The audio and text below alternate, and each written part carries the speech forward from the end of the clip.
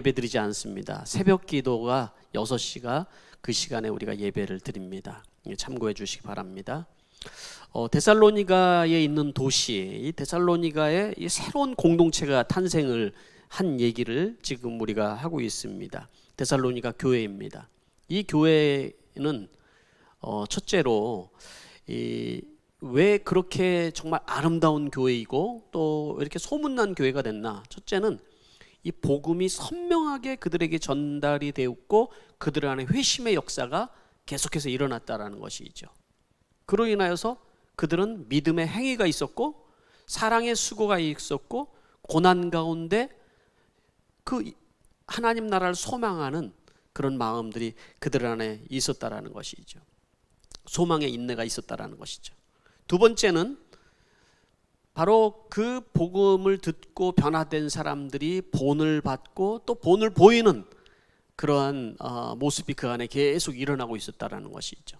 예수를 믿고 변화되고 성장하는 그 과정이 또 그 안에 있었고, 우리 교회로 얘기하면은 목자, 목녀가 되어서 그들이 또 목장 식구들을 이끌어가는 그런 이끄는 자의 역할을 하는 사람들이 그 안에 많이 일어났다라는 것이죠. 오늘은 여러분 세 번째 이 데살로니가 교회가 이 성장하는 아주 중요한 요소 중에 또 한 가지를 여러분과 같이 말씀을 나누려고 하는 것이죠. 성장이라기보다도 어떻게 보면 성숙이라는 거예요. 교회가 부흥하고 성장할 수 있지만은 또 성숙이 없다 그러면 그건 참 성장했지만은 참 어려울 수도 있겠지요. 그러나 이 데살로니가 교회는 굉장히 성숙한 교회였다라는 것입니다. 어떻게 이렇게 짧은 기간 바울이 복음을 전한 이 데살로니가 교회가 이런 교회가 될 수 있었을까? 오늘 그 성장과 성숙을 이루는 그 동력 세 가지를 여러분과 같이 이 말씀을 기준으로 한번 살펴보려고 하는 거예요. 첫 번째는 하나님의 말씀이 살아서 역사하고 있었다라는 거예요.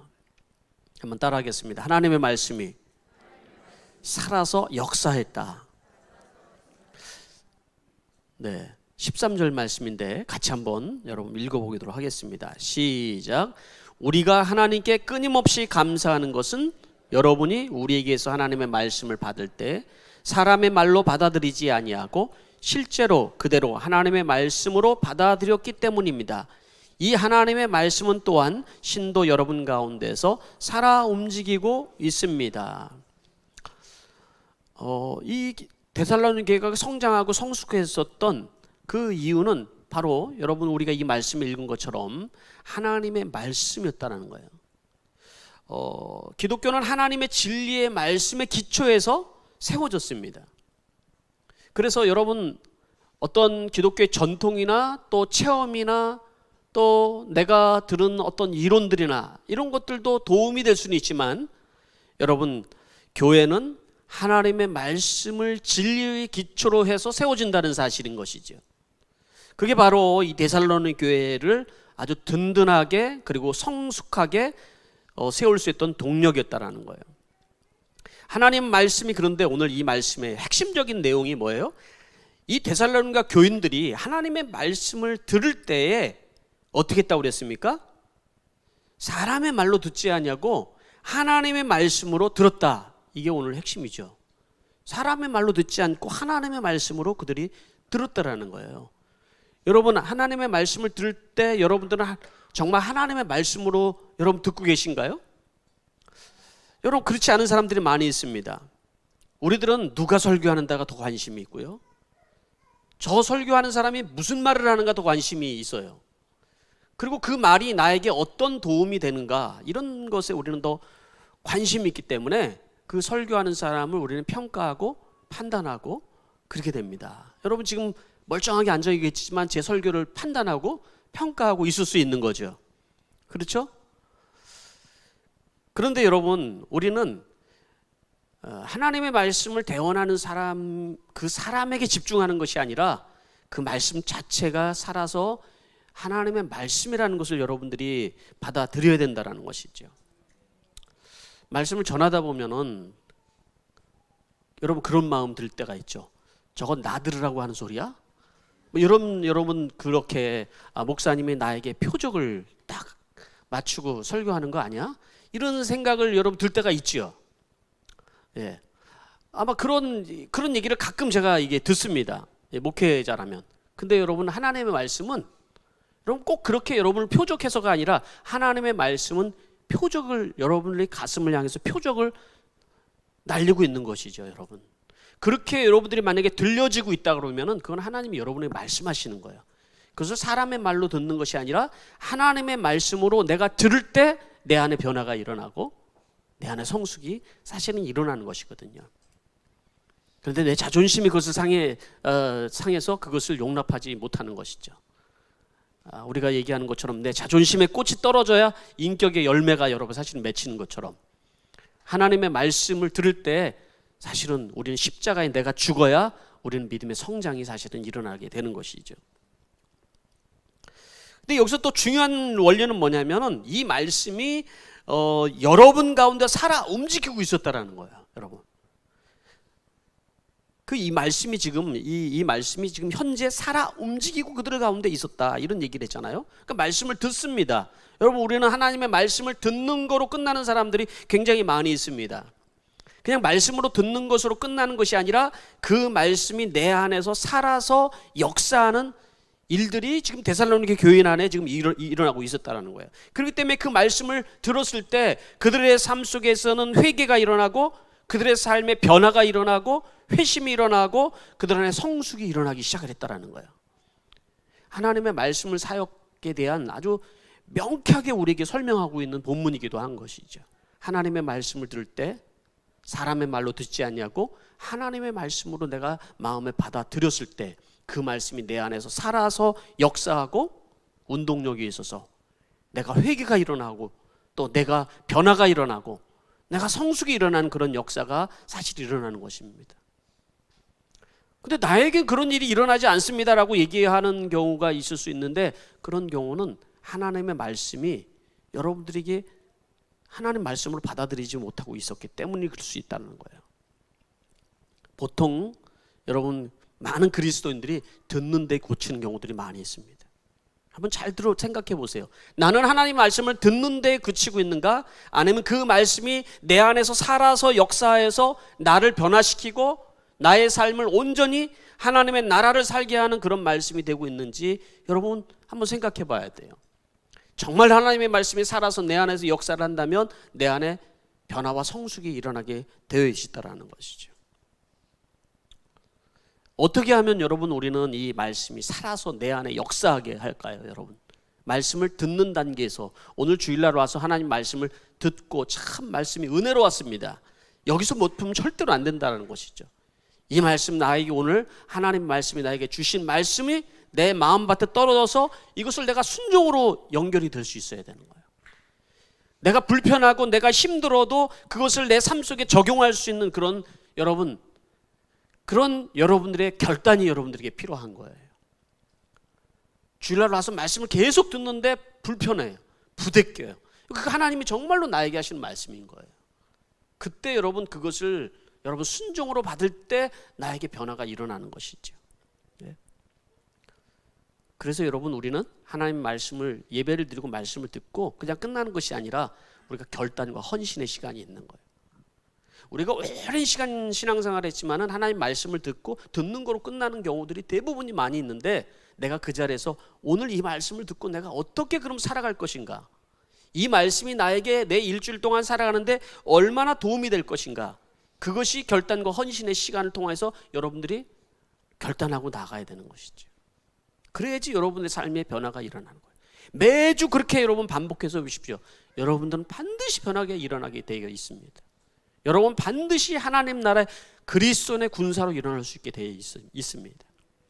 그리고 목장에 가서는 그 내가 순종하며 살아가야 있는 말씀을 함께 내 삶의 간증과 함께 나누는 거예요.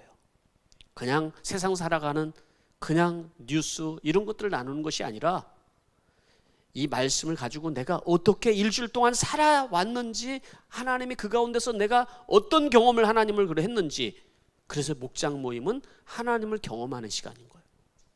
그 말씀을 같이 함께 나누는 것이니까. 여러분 목장 모임 우리 같이 음식 먹고 그냥 세상 잡담만 하고 끝나는 거고 목장 모임이 하는 게 아니죠. 그건 목장 모임이 아니죠, 여러분.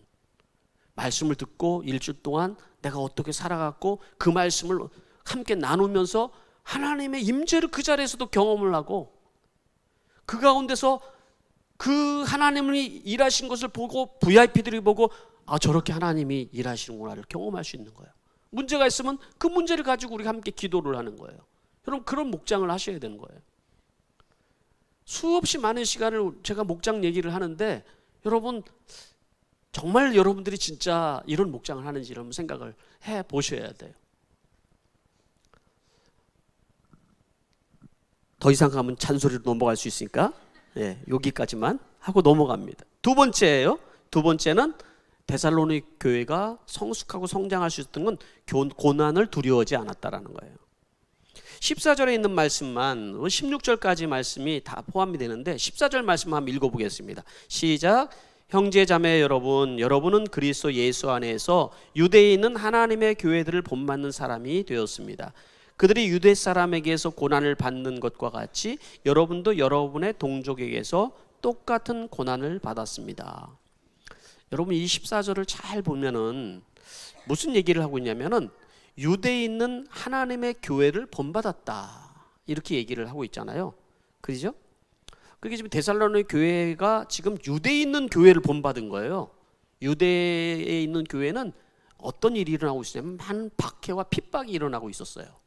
근데 그 교회를 본받았다고 얘기를 하는 거예요. 물리적으로는 지금 데살로니가에 살고 있지만은 그러나 그의 신앙은 유대에 있는 사람들을 본받았다라는 거예요. 그리고 얘기를 해요. 뭘 본받았다고 지금 얘기를 하고 있습니까? 유대 사람에게서 고난받는 거를 본받았다고 해요. 고난을 본받았다고 얘기를 하는 거예요.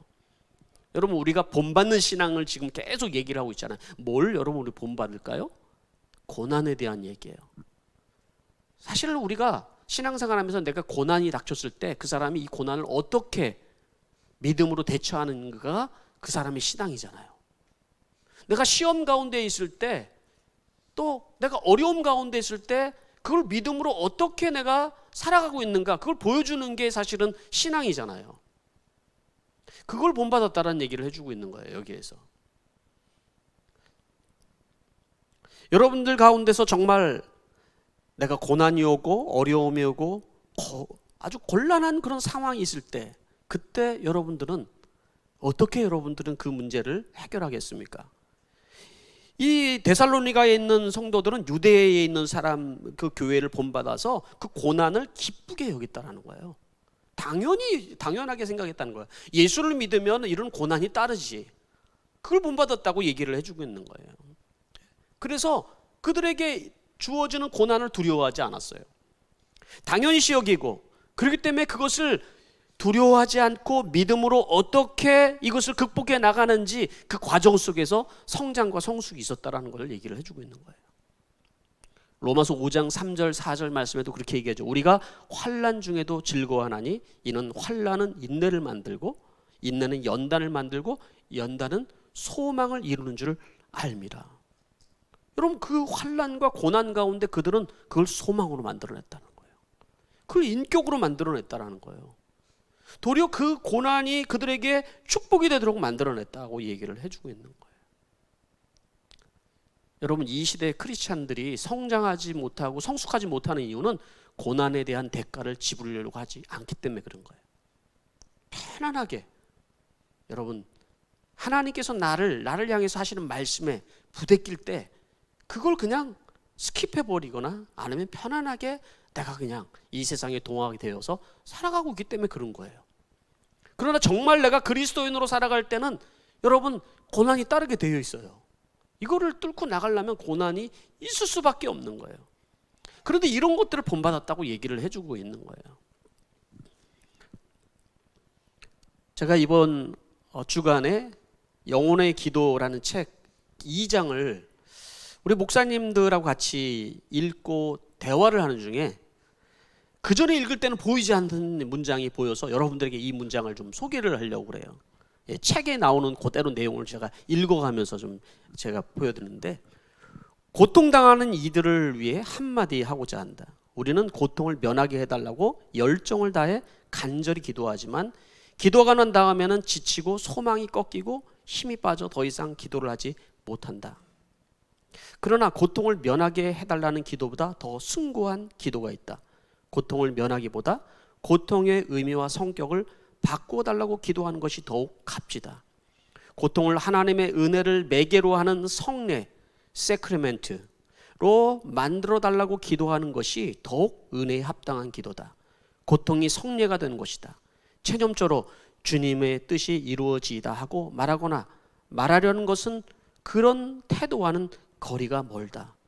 여러분, 전반부에 제가 읽은 이 말씀에서 얘기하는 것은 뭐냐면, 우리가 이 고통 가운데 기도를 할 때 때로는 그 기도의 응답이 안 되니까 소망이 꺾이고 힘이 빠져 더 이상 기도할 힘을 못 낼 때도 있다라는 거예요, 여러분. 그런데 더 큰 숭고한 기도는 뭐라고요? 그 기도가 응답되는 것보다도 이 고통의 의미를 깨닫게 되는 상황이 주어진다라는 거예요. 이걸 놓고 기도할 때 하나님께서 이 고통이 성례가 된다, 이 고통이 성례가 된다는 그 뜻의 의미가 저에게는 굉장히 새롭게 와닿았어요. 이 영어로는 세크리멘트라고 얘기하는데, 이 성례라는 말이 뭐예요? 하나님이 우리에게 어떤 상황에 부어주는 은혜의 시간을 얘기하는 거거든요. 그 고통이 도리어 성례가 된다라고 표현을 해주고 있는 거예요. 고통의 시간을 통해서 나에게 하나님이 은혜를 부어주는 시간이 되어진다는 거죠. 그 다음 읽어볼게요. 고통을 당할 때는 아무리 정신을 차린다 해도 그 고통을 하나님의 뜻으로 보기는 쉽지 않다. 고통을 당하게 된 원인이 악한 마음을 품었기 때문일 수도 있고, 경박하게 처신했기 때문일 수도 있고, 탐욕을 부렸기 때문일 수도 있다. 고통의 현실에 좌절하지 않고 그것을 영혼을 어떻게 하고 하나님을 영화롭게 하는 기회로 삼아야 한다. 그것은 고통을 기도로 변화시키는 것이다. 제가 일부를 읽어드렸는데요, 고통 가운데는 기도할 때는 아무리 정신을 차린다고 해도 하나님의 뜻이 보이지 않을 때가 있어요. 그냥 그 자리에 주저앉아서 기도할 힘도 잃어버릴 때가 있어요. 그리고 몸부림칠 때도 있죠. 그럴 때가 있어요. 근데 그 고통의 의미를 여기는 악한 마음을 품었기 때문일 수도 있고, 내가 경박하게 처신했을 수도 있고, 내가 탐욕을 부려서 그럴 수도 있다는 거예요. 제가 이 말씀을, 이 글을 읽으면서 여기서 그러잖아요. 고통 속에서 우리는 그건 하나님의 뜻이야 하고 체념해버리는 경우들 크리스찬들이 많이 있죠. 기도하기를 멈추는 거죠. 그런데 여기서 얘기하는 것은 기도의 씨름을 하라는 거예요. 기도의 씨름을. 내가 이 고통 가운데서 씨름을 해야 된다. 무슨 얘기냐면, 하나님 나에게 왜 이런 고통을 주셨습니까? 그리고 체험하고 거기서 끝나면 안 된다는 거예요.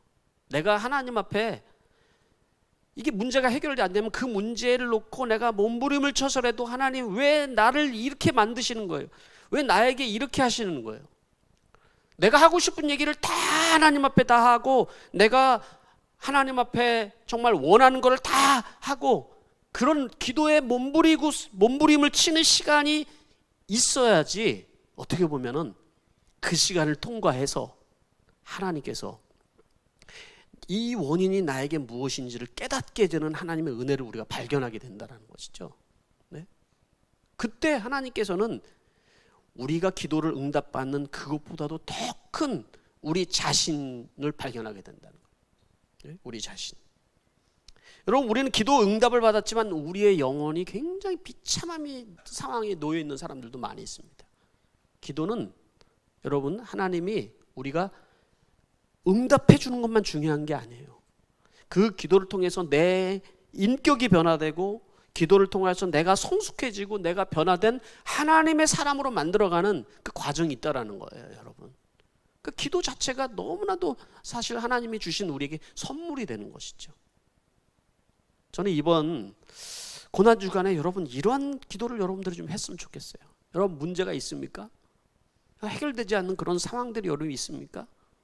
그 상황들 하나님과 씨름 한번 해보세요. 한번 하나님께서 이 상황을 보게 해주시. 마치 진주 조개가, 제가 자주들은 진주저기가 이물질이 들어와서 그 이물질 때문에 막 썩지 않으려고 몸부림을 치잖아요.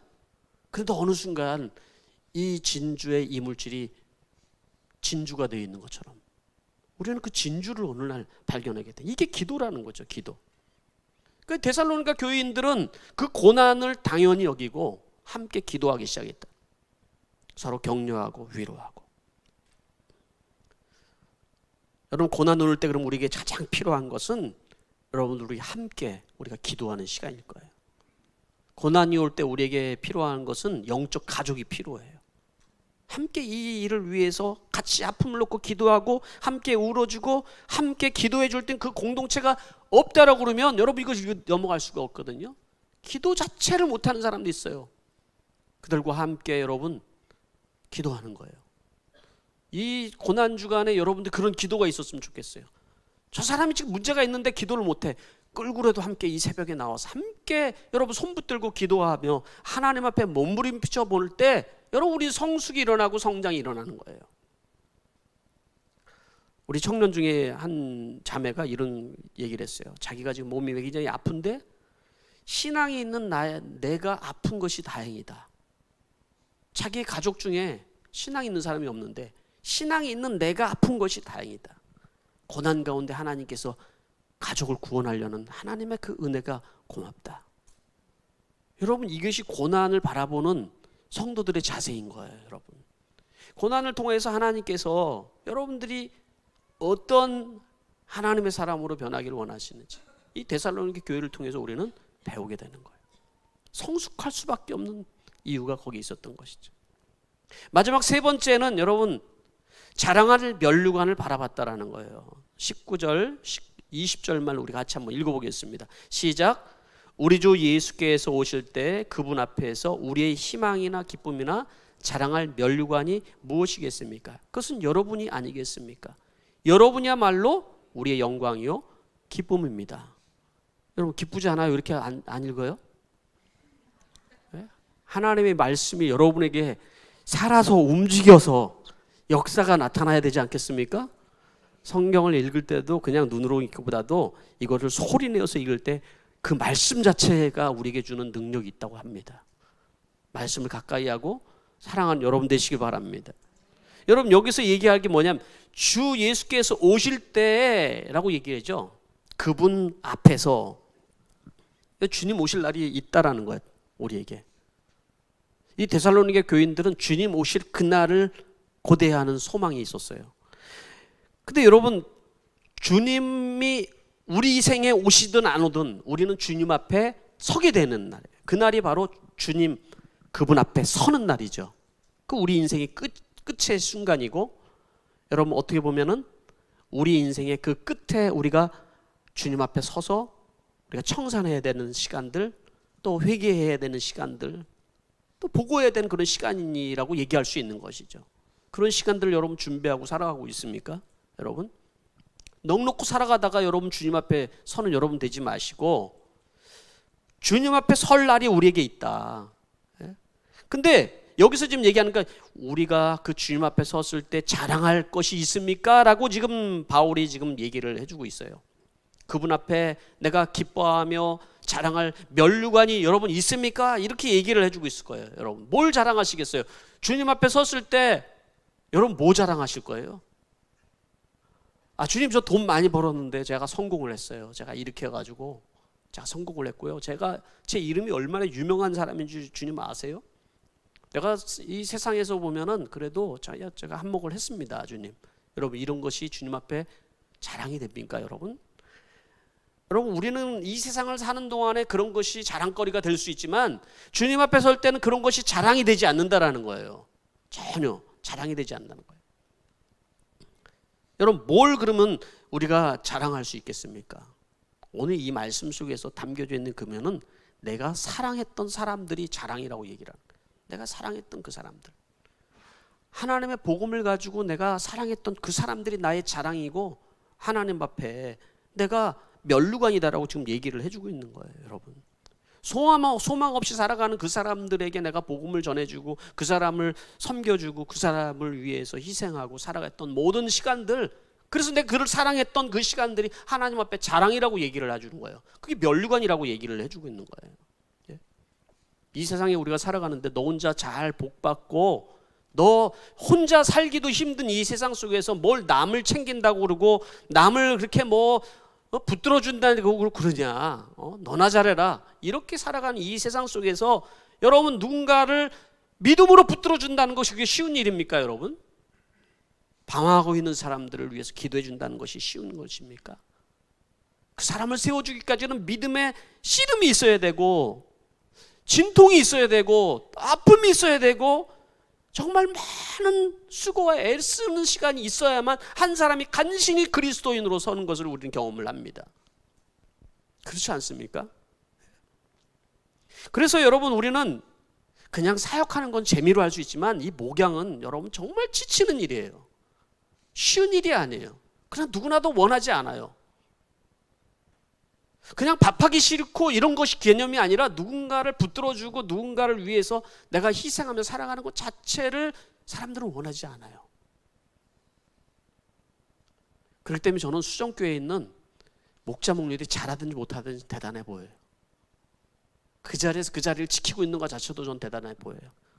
아직 인격이 성숙해야 되고 더 잘알아야 되고 하는 부분들이 많이 있어요. 사실이에요. 그러나 주를 위해서 그렇게 나아가려고 하는 그 모습은 하나님께서 받아주실 것 같은 생각이 드는 거예요. 저도 여러분 목회를 하면서 사역을 할 때는 재미가 있어요. 그런데 목양은 쉽지가 않아요. 목양은 누군가가 시험 들어서 와서 그 사람 한 사람 면담해 주는 거 쉽지가 않아요. 그냥 면담으로 끝나는 것이 아니라 그 사람의 영혼을 깊이 생각하며 내가 몸부림을 쳐야 되는 시간이 필요하기 때문에 그래요. 여러분이 어려움을 당하면 그 문제를 제가 알았을 때 그냥 듣고 흘리는 것으로 끝날 수도 있지만 목양하는 자는 그렇게 할 수가 없어요. 그 문제를 나의 문제처럼 아파하면서 기도해야 되는 시간이 필요하기 때문에 그런 것이죠. 근데 그 주님 앞에 설 때 여러분 우리는 내가 그렇게 살아온 그 시간들, 내가 그렇게 해서 사랑하고 내가 그렇게 해서 그 어려움을 겪으면서 그 붙들어줬던 그것이 자랑이 된다고 여기 지금 얘기를 해주고 있다는 것입니다. 여러분 고난 가운데 여러분이 있을 때 내가 주를 위해서 어떻게 살았는데 주님 이렇게 합니까 하고 세상의 것과 세상의 싸구려와 이 복음을 여러분 바꾸지 않게 바라요. 여러분이 이제까지 살아왔던 그런 헌신과 수고에 내가 하나님 이렇게 살았는데 하나님 나에게 뭐예요? 라고 싸구려라고 바꾸지 마시기 바라요. 지금 있는 고난은 잠시지만 여러분 주님 앞에 서서 내가 자랑할 것은 영원한 것이에요. 그 영원한 것이 내가 있어야 되는 것이죠. 지금 바울이 지금 동역자된 데살로니가 교인들에게 지금 그 얘기를 하는 거예요. 여러분의 영광과 여러분의 기쁨이 뭡니까? 그리고 바울 자신이 저로 얘기하면 여러분이 바로 저의 면류관이고 여러분이 저의 영광입니다. 제가 지금 목회자로서 지금 저에게 영광과 면류관은 수종교회입니다. 여러분입니다 라고 얘기하는 거랑 똑같은 것이죠. 지금 여기에서 얘기하는 것은 여러분이 바로 나의 면류관입니다. 하나님 앞에 내가 보고할 수 있는 면류관인 것이죠. 목자 목녀들은 누가 면류관이고 영광이 있습니까? 내가 사랑한 그 목장 식구가 면류관인 거예요, 여러분.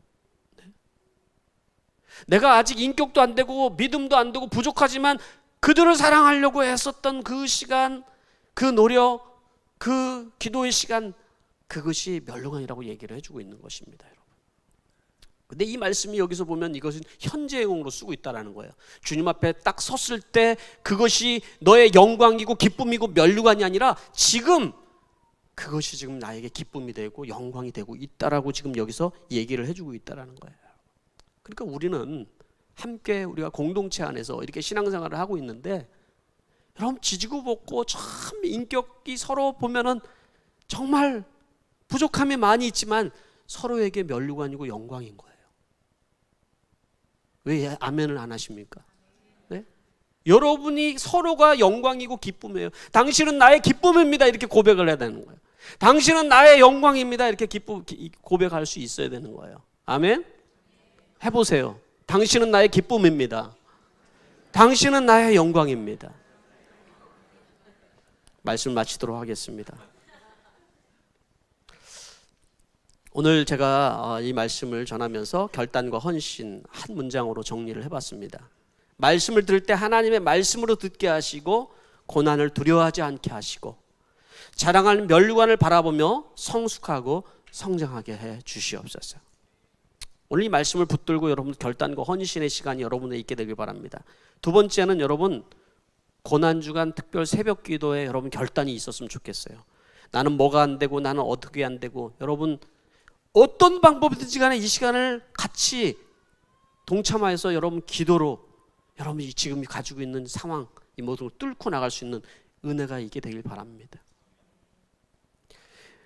내 의지를 여러분 하나님 앞에 드리는 게 영성인 거예요.